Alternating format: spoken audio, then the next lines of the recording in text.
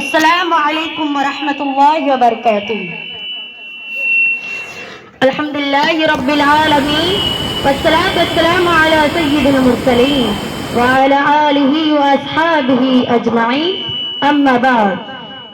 انما یخشى اللہ من عبادہ العلماء ان اللہ عزیز غفور، وقال ان الذین قالوا ربنا اللہ ثم استقاموا تتنزل علیہم الملائکہ۔ اللہ تبارک و تعالیٰ کا عظیم و احسان و کرم ہوا کہ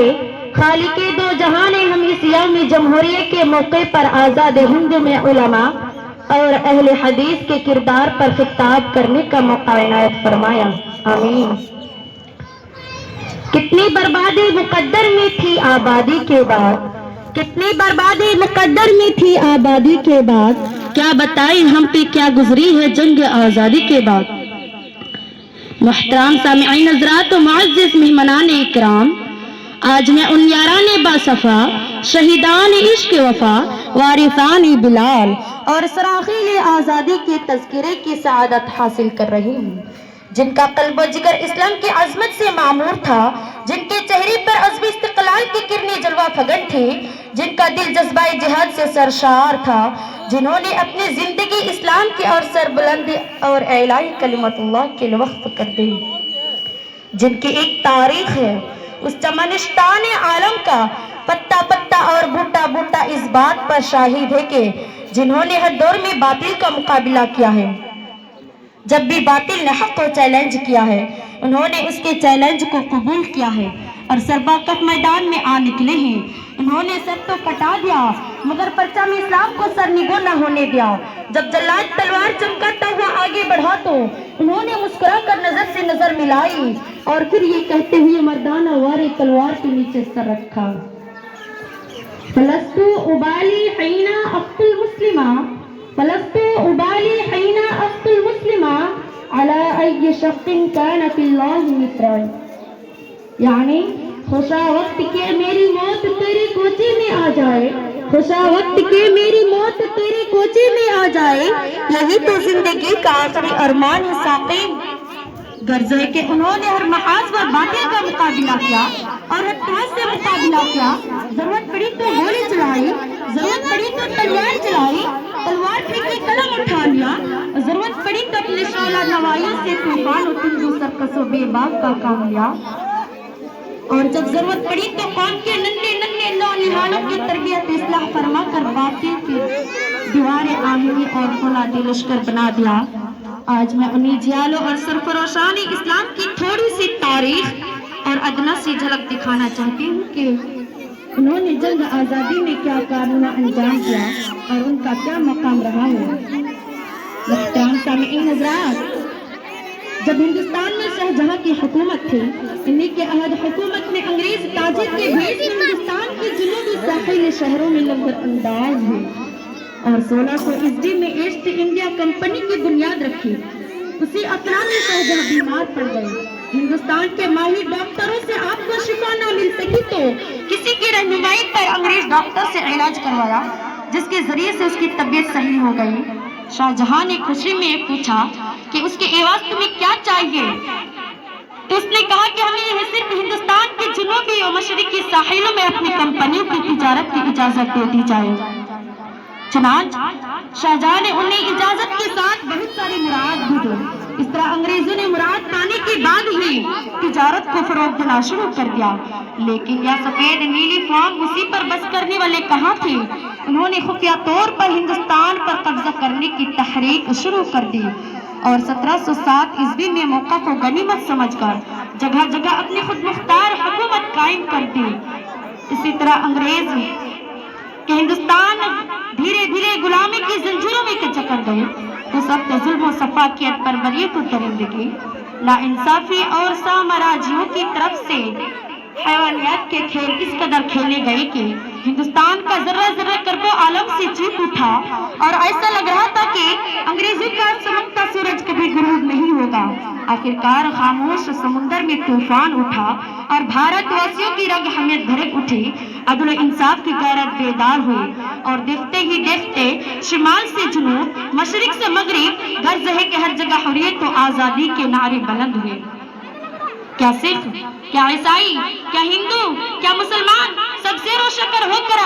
انگریزی حکومت کے خلاف تحریک آزادی کو غذا فراہم کرنے میں جٹ گئے۔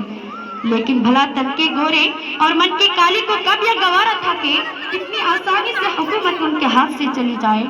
محترم سامعین حضرات، اسی طرح سے جب ہندوستان کی مقدس سرزمین پر گورے چمڑی والے انگریزوں کا ناپاک سایہ پڑا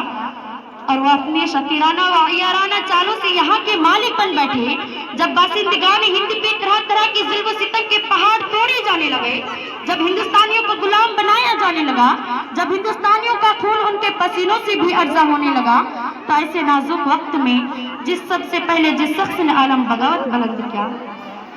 اور محدث کبیر، امام و جلیل، رئیس الاولیاء، فخری چمن، محرمی فن، ناجش وطن، شاہ عبدالعزیز ابن ولی اللہ محدث دہلوی ہے۔ محترم سامعین حضرات، پہلا مقدمہ 1860 عیسوی میں انبلا میں چلا۔ اس میں 11 افراد ملوث تھے، جن میں سے بعض کو سزائے موت اور بعض کو حبس دوام بابور دریائے شور کی سزا دی گئی۔ چنانچہ 1857 عیسوی کی جنگ آزادی میں وسائل کی قلت اور اپنوں کی غداری کی وجہ سے فرنگیوں کا غلبہ ہوا تو اپنے ہندوستان مشیروں سے رائے طلب کی کہ بتاؤ ہندوستان میں تمہاری حکومت کیسے قائم رہ سکتی ہے؟ ہندوستان میں رہنے والے سب سے زیادہ بیدار مسلمان ہیں اور جنگ آزادی صرف مسلمانوں نے لی ہے، اس لیے جذبۂ جہاد کو جنگ آزاد مسلمانوں میں جب تک جذبۂ جہاد موجود ہے اس وقت تک ہم لوگ ان پر حکومت نہیں کر سکتے۔ اس لیے جذبۂ جہاد کو ختم کرنا ضروری ہے، اور جذبۂ جہاد کو ختم کرنے سے پہلے ہندوستان سے علماء اور قرآن کو ختم کر دیا جائے۔ چنانچہ 1861 عیسوی میں 3 لاکھ قرآن کریم کے نسخے بدبخت انگریزوں نے جلائے اور اس کے بعد علماء کے ختم کرنے کا فیصلہ کیا۔ انگریز مورخ مسٹر ایڈورڈ ٹامسن اپنی یادداشت میں لکھتا ہے کہ 1864 عیسوی سے لے کر 1867 عیسوی تک یہ انگریزوں نے 3 سالوں میں 14,000 علماء کو تخت دار پر لٹکا دیا۔ ٹامسن کہتا ہے کہ دلی کے چاندنی چوک سے لے کر خیبر تک کوئی ایسا درخت نہ تھا جس پر علماء کی گردنیں نہ لٹکی ہوئی ہو۔ ٹامسن کہتا ہے کہ لاہور کی شاہی مسجد جس کے صحن میں انگریزوں نے پھانسی کے پھندے بنائے تھے، اس میں ایک دن میں 80 علماء کو پھانسی دی جاتی تھی، اور لاہور کی دریا میں 80 علماء کو بوریاں میں بند کر کے ڈال دیا جاتا اور اوپر سے گولیوں کا نشانہ بنا دیا جاتا۔ ٹامسن کہتا ہے کہ جب میں دلی کے اپنے خیمہ میں گیا تو مجھے مردار کی بدبو محسوس ہوئی، تو میں خیمہ کے پیچھے چلا گیا تو دیکھتا ہوں کہ آگ کے انگارے دہک رہی ہیں اور 40 علماء کو بلا کر ان انگاروں میں ڈال دیا گیا ہے۔ میرے دیکھتے دیکھتے 40 اور علماء کو بلایا گیا، میرے سامنے ان کے کپڑے اتارے گئے۔ انگریز نے کہا، مولویوں، جس طرح ان 40 کو پکایا گیا ہے اسی طرح تمہیں بھی پکا دیا جائے گا۔ تم میں سے صرف ایک آدمی کہہ دو کہ 1857 عیسوی کی جنگ آزادی میں ہم شریک نہیں تھے، ہم ابھی چھوڑ دیتے ہیں۔ ٹامسن کہتا ہے کہ مجھے پیدا کرنے والے کی قسم، ان میں سے کوئی عالم ایسا نہیں تھا، سارے کے سارے آگ میں پک گئے، مگر انگریزوں کے سامنے کسی نے بھی گردنیں نہیں جھکائی۔ محترم سامعین حضرات، یہ کارواں طویل مسافت طے کرتے ہوئے کس طرح منزل مقصود تک پہنچا، یہ ایک لمبی داستان ہے۔ راستے کی قربت دوری سے بے فکر طمانیت قلب و جگر کے اسلام سے مستغنی پریشانی افکار کے احساسات سے بے نیاز خطرات و سواد کی گرفت سے بے پرواہ ہو کر منزل مقصود کی تلاش میں کبھی عرب و ترکی کی راہوں کو ناپتے ہیں تو کبھی روس و افغان بادیاں پیمائی کرتے ہیں، کبھی مالٹا کی کوٹھیاں میں قیام کرتے ہیں، کبھی عدالت کے کٹہرے میں کھڑے ہو کر نغمے آزادی سناتے ہیں، کبھی پھانسی کے پھندے کو چون کر منزل کا نشان پوچھتے ہیں، تو کبھی ریولوار کی لبلبی پر انگلی رکھ دیتے ہیں کہ شاید گولیوں کی سنسناہٹ ہم منزل کا پتہ بتا سکے۔ غرض ہے کہ ان دیوانوں نے ہر راہ سے منزل تک پہنچنے کی کوشش کی، اور پہنچ کر ہی دم لیا۔ تاریخ ہند ہم سے کہتی ہے اس بزم جنوں کے دیوانے ہر راہ سے پہنچے محفل تک، اس بزم جنوں کے دیوانے ہر راہ سے پہنچے محفل تک، بےتابی اٹھے عام ہوئی سحروں سے لے کر ساحل تک۔ ہاں سنگ گرایا لکھتی تھی وہ اپنے دل نادا کا حال، ہاں سنگ گرایا لکھتی تھی وہ اپنے دل نادا کا حال، شاید کہ تلاش اے خاک وطن ہم تجھے رسوا نہ کریں گے، ہم تیرے لیے جان کی پرواہ نہ کریں گے، مر جائیں گے لیکن تیرا ساتھ نہ کریں گے، ڈھل جائیں تیری پہ سر پہ کفن ہے، ہر ذرہ میرے لیے ہندوستان کو تحریک نہ چلتی، مقدمہ بیان نہ چلتا، ابالا شاہ تسلیم نہ بنتا، الغرض غلام اکرام ہی نے اپنے خون جگر سے عروج سے آزادی کی خلافت کی ہے اور اپنے مقدس لہو سے سجر آزادی کو سینچا اور پروان چڑھایا ہے۔ وطن عزیز کے پاس بانوں، یا ایک روشن حقیقت ہے کہ اس سجر آزادی کا پل ہمارے حق میں بہت ہی زیادہ تلخی ثابت ہوا،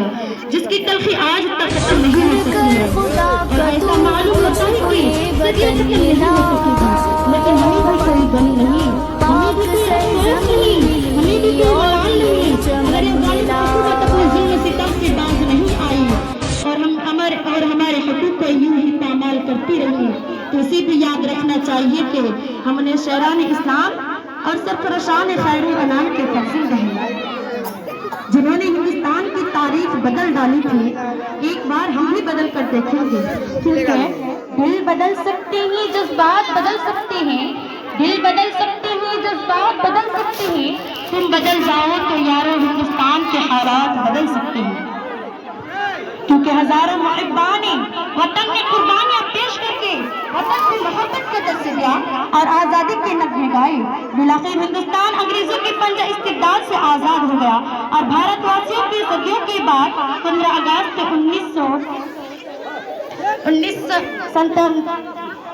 15 اگست کے بعد 1947 عیسوی میں رات 12 بجے آل انڈیا میں ریڈیو نے ایک نئی زندگی کا مژدہ سنایا۔ اسی طرح ہندوستان آزاد ہونے کے بعد ہندوستان کے عوام، ہندو، مسلم، سکھ، عیسائی، سبھی کو ڈاکٹر بھیم راؤ امبیڈکر صاحب نے اسی 26 جنوری کو ہندوستان کے آئین و قوانین دیا، اس لیے آج ہم لوگ انہی کو یوم جمہوریہ کے نام سے یاد کرتے ہیں اور 26 جنوری کے دن کو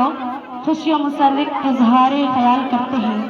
اسی لیے ہمارے ان عظیم و اسلاف نے زبان و قول و حال دونوں سے کہہ دیا ہے، نہیں منت کشی تابی سنید انداستہ میری، نہیں منت کشی تابی سنید انداستہ میری، خاموشی گفتگو ہے بے زبان ہے زبان میری۔ اٹھائی کچھ ورق لالا نے کچھ نرگس نے کچھ گل نے، اٹھائی کچھ ورق لالا نے کچھ نرگس نے کچھ گل نے، چمن میں ہر طرف بکھری ہوئی وہ داستاں میری۔ نفرتوں کے نام پر ہم بھی تبسم کرتے ہیں، نفرتوں کے نام پر ہم بھی تبسم کرتے ہیں، محبتوں کے ساتھ ہم بھی تکلم کرتے ہیں۔ وہ ہم سے وفاداری کا ثبوت مانگتے ہیں، وہ ہم سے وفاداری کا